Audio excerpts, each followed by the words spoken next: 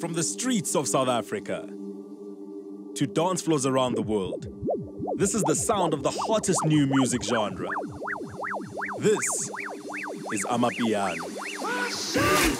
It's African dance music. Jazz music merged with some hip-hop elements. Bacardi and a bit of Kwaito. You can't really describe it until you hear it. It's slowed down house music, I could say. And some soul with the keys.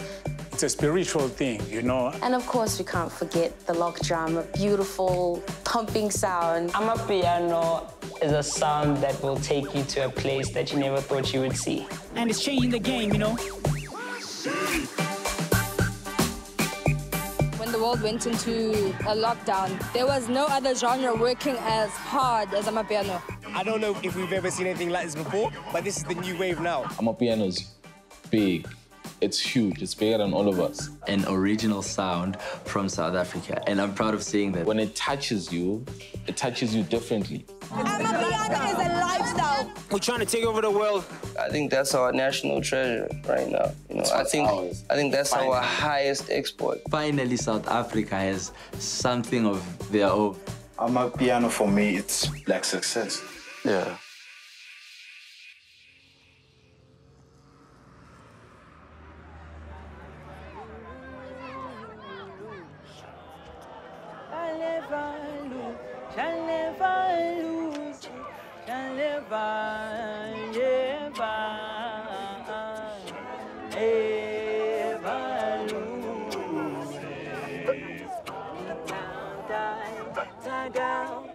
Soweto, this is home.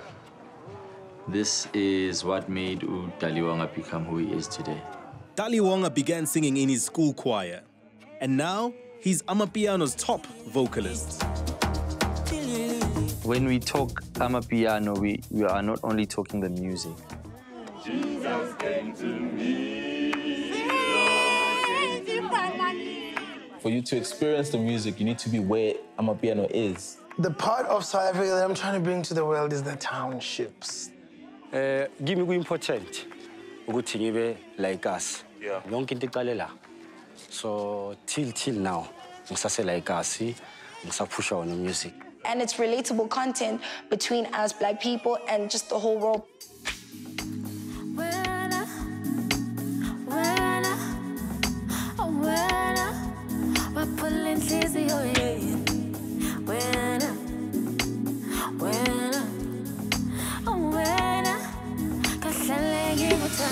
Translated in the Zulu language, Amapiano simply means the pianos. The name came from the genre's early jazz influences. Sonically, it's a blend of many genres, along with Kwaito, local house music that dominated the airwaves in the 90s. I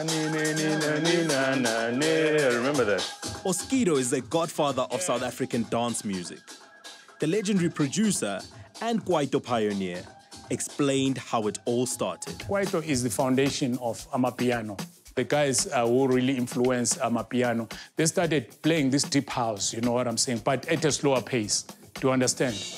You know what I'm saying? Yeah. And then from there, they started now programming at a slower pace, the way Kwaito started.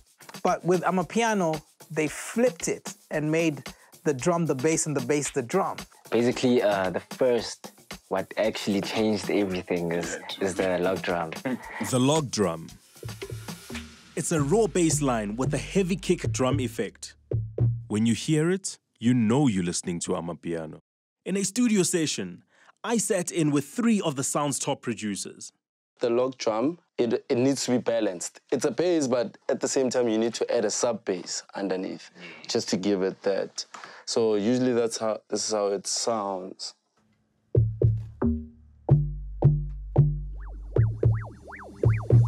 Yeah.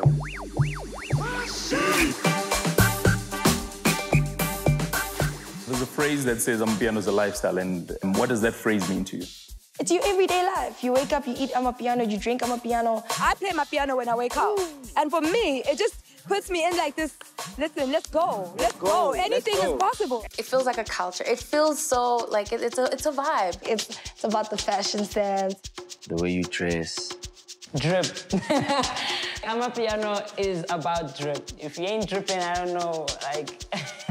People like to also compare piano DJs to hip-hop guys. Like, you know, they had their own street culture. But if you can see, these kids, they dress like Americans, they dress hip-hop, they dress whatever, but now they've become to say, we are authentic, this is our sound. I think it's an aspiration. You know, even the way they talk and move. It's about personality. It's about being authentic, like realness, you know? It's a lifestyle now. We know it's Monday to Wednesday. We rest 3 days. Weekend, we got out on Thursday, Friday, Saturday, Sunday. So that's the lifestyle. No matter where you're from, there's one thing about Amapiano that unites everybody. When you listen to it, you want to move. Africa is a dance continent. South Africa is a dance country, you know. Dance music has always been big this side. I'm also fascinated by that. I think the way that South African people dance is very unique and is kind of, doesn't really exist anywhere. It's kind of slightly offbeat. It's this kind of fluid way of moving, and sometimes it can be very subtle, but super impactful at the same time. And I think it always takes people, it mesmerizes people. And there's this way of kind of, I want to be a part of that. I want to be able to do that. And I'm going to practice in my bedroom so that when I go to the next Amapiano party, I can be on the dance floor and I can do it too, yeah. But like balancing those moments with the moments where you see people on their phones trying to Shazam, like what's happening here? Because I ain't never heard this before, like, and we'll come and ask you like, what is this? And you say, Amapiano, what's that? If dance is what moves an Amapiano track, then Kamumpela is the queen of the dance floor. Amapiano, there's easy dance moves that make people feel like they can all dance. We do add simple moves, but we didn't build our brand to be simple. We need to be at a point where some people want to learn the choreo so much that they can't get it right, and they're always working hard. I've got 2 left feet. I can't express myself like you do, but I want to learn today. Okay, cool. So this is the dance move that we call it the balega, but it's actually inspired by Michael Jackson. Okay. And that's what also made me viral. Okay, I'm gonna just do it quickly because I feel like you ain't gonna catch it. Right, so. Yeah, like, but you move backward. Okay, let's do an easy one. Okay, yeah, please. So this is like a now thing. So 1, 2, tap, and then. Okay. So 5, 6, 7, let's go. 1, 2. That's a dope one. All right. That's not bad, not too shabby.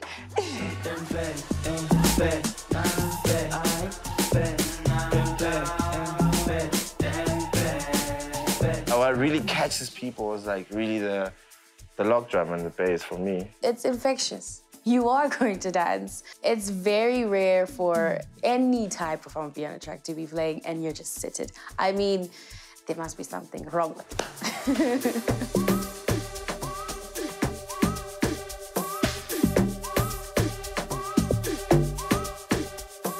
All my songs currently, they always have dances to them. When we did Bopa, it was, which is a national signage, you know, when you go everywhere, when you do this, you know that it means you're getting arrested or something. With the whistles, it's always, you know, referee, or when you're trying to call someone into order, when you're trying to get attention, you use the whistle. Blow the whistle. Blow the whistle. Blow the whistle. And when we had, I think, the new one, Dipache, which is weed, you know, that as well, you know, it had the dance on its own and it had the weed signage as well. Dipache, ça fait long. A dance challenge is important because it pushes the song too. Dance challenges are like a different life form to Amapiano. They are the things that actually help songs move before they've even dropped. Because without the dance move, the song, it can simply go down. Even if it's as small as like shaking your body. Then, if that's the trend, we make it move. Hashtag Amapiano has generated billions of views and videos on TikTok. Viral dance challenges from every corner of the world have pushed the genre to new fan bases and new heights. And no one knows a dance challenge better than Amapiano powerhouse, DBN Gogo. Dance challenges are like a different life form to Amapiano. They are the things that actually help songs move before they've even dropped. Dagiwe was a big song, but like the dance challenge was like even bigger. Do you plan these dance challenges or do you work them out? Do you sit at home, look at a mirror and say, this is what we're going to do when we go to this gig? There's videos of myself doing that same dance, even like months before that specific one trended. Do you know how some of these dance challenges become like very political because people are like, I did it first or I didn't. It's like, actually, you know, these dances come from the streets. It's probably from little kids, someone saw it and then everyone starts doing it now. But I think that one in that specific moment trended because it was the first time that there were so many people doing it at the same time. So everyone was like, oh, I actually want to do that with my friends too. How do you measure a successful dance challenge? When it goes viral on TikTok. With TikTok and the TikTok challenges and videos, man, it's again another vehicle, you know. Someone watches you do something or takes a video of you doing something and then the next day it's all over social media. You get people that you've never met, people who don't understand what you're saying, doing your same dance moves. Social media I think it's the biggest tool. Young Stunner is one of the genre's rising artists. His first single, Daliwonga, became the hottest track in the country overnight. Daliwonga started in social media. I did my live video with Gabza just once. They took that live video, the song was dropped the next week, but it wasn't the final. The song was already trending with the one live video.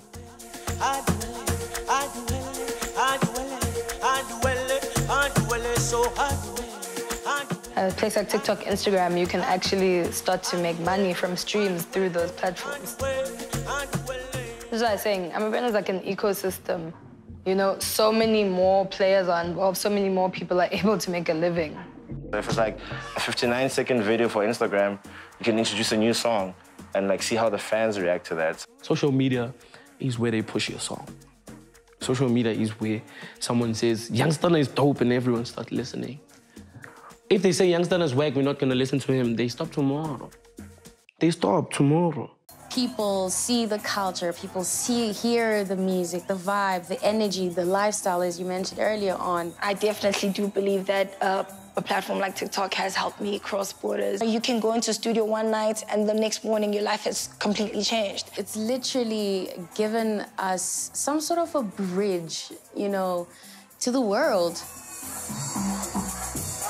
Major League DJz are trailblazers in bringing Amapiano to the world.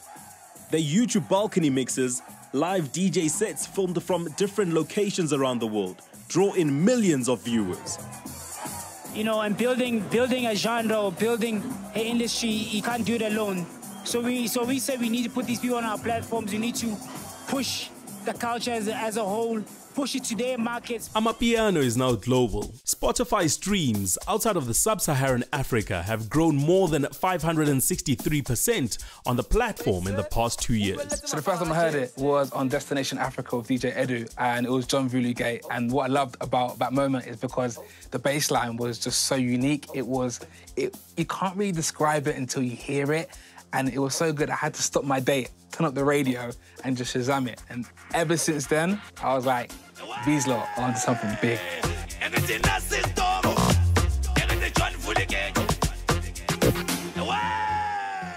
I think the UK is receptive to Amapiano because it has very many similarities to house music. Obviously, it is slowed down house. It has the bass line, it's 4 to the floor, and it has links to kind of songs that were played actually in the UK. When you think of funky house, soulful house, it draws narratives from those as well. So when you hear those chords, you're like, this sounds a bit soulful. When you hear the log drum, you're like, oh, this sounds really funky. So it's all those things that people in the UK can connect with, all in one bundle called Amapiano. In 2021, the UK hosted its first ever Amapiano festival, AmaFest. Fans who refer to themselves as Yanos traveled from everywhere just to see South Africa's biggest acts perform. It's nice to see that it evolved from that point of just being a township sound to now it's globally. Like everybody's recognizing it. Everybody knows if that comes on, that's an Amapiano song, and that comes from South Africa. We've always had like different genres in Africa. Different countries have their own sound, but this one sound is just taking over everywhere, and that's what's beautiful. It's bringing everyone together, which is really beautiful. Like, I think that's the most amazing part about it. Amapiano hits the soul, man. Listen, if you're not from Amapiano, you got no soul. We can't describe that feeling. Like I said, it's...